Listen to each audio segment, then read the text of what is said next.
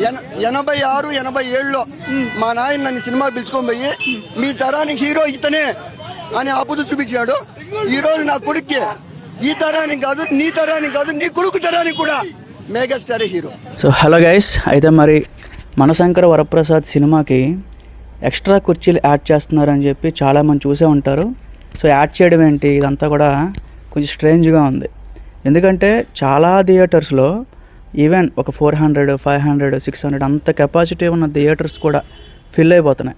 So ఎక్కడ కూడా షోల దగ్గర ఈవెన్ ఎక్స్ట్రా షోస్ పెట్టినా సరే అవి కూడా ఫిల్ అయిపోతున్నాయి.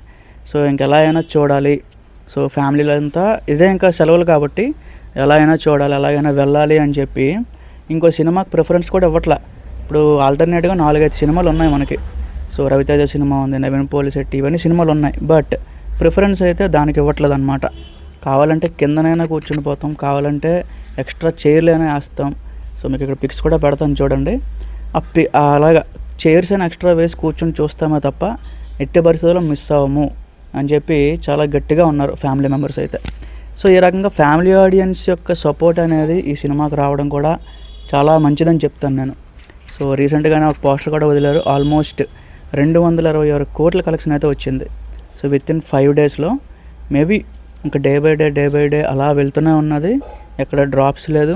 బుక్ మై షోలో కూడా ప్రతి గంటకి ఆల్మోస్ట్ 19,000, 20,000 ఆ పైన ఉంటుంది టికెట్స్ అయినా బుక్ అయ్యే ఆ నెంబరు.